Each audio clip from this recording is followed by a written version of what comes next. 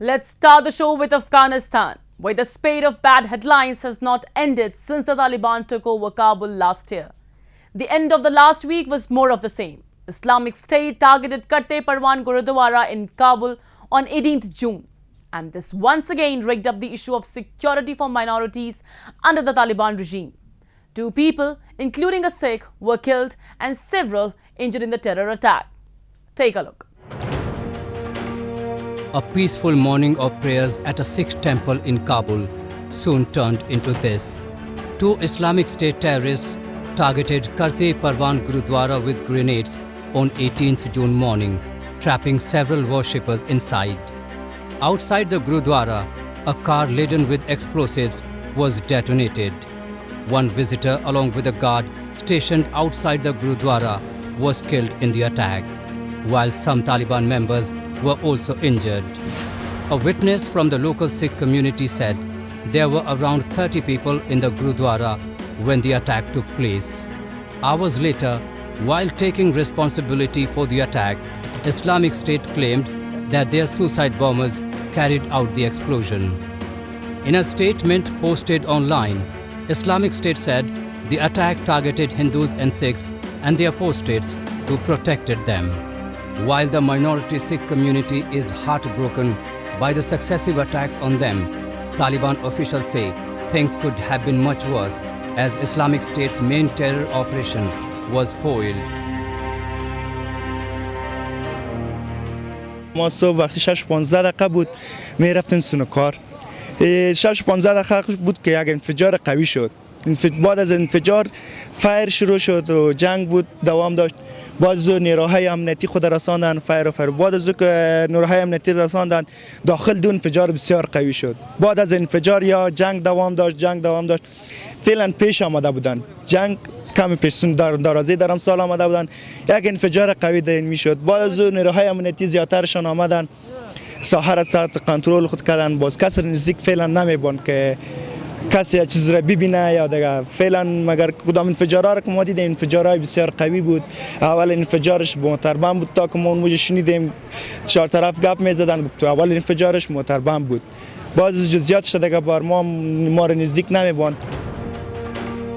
This is the third assault on Sikh since 2018. Their numbers have dwindled to just a couple of hundred from 500,000 in the 1970s. As of March 2020, there were around 650 to 700 Afghan Sikhs and Hindus in Afghanistan. However, since the attack on Gurdwara Har Rai Sahib in Kabul on March 25 that year, when 25 Afghan Sikhs were killed, most members of the community have been evacuating to India in batches. After the Taliban took over Kabul in August last year, 3 batches of Afghan Sikhs had arrived in Delhi, including former Sikh MPs Narinder Singh Khalsa and Anarkali Kaur Honoryar. Around 160 Afghan Sikhs and Hindus are still stranded in Afghanistan, and they are willing to resettle in India. The latest attack on the Gurdwara is kind of emblematic of where Afghanistan is at the moment, that there really is no security even after the so-called end of the war, and you're seeing a pattern which is really no different from when the war was continuing.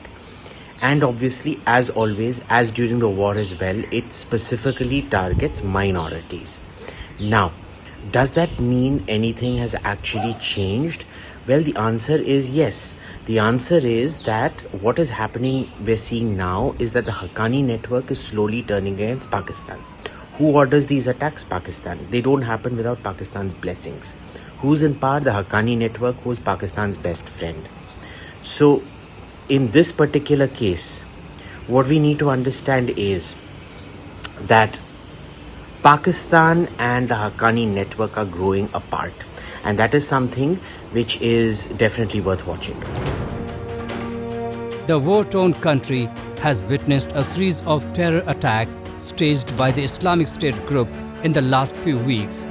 Not only Afghan Sikhs and Hindus, but Islamic State also has been targeting Muslim Shiites and Sufis.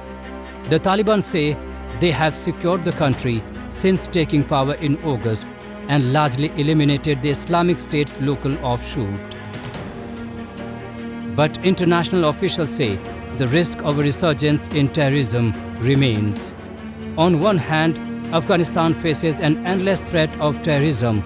On the other hand, the country finds itself gripped by the severe restrictions imposed by the Taliban.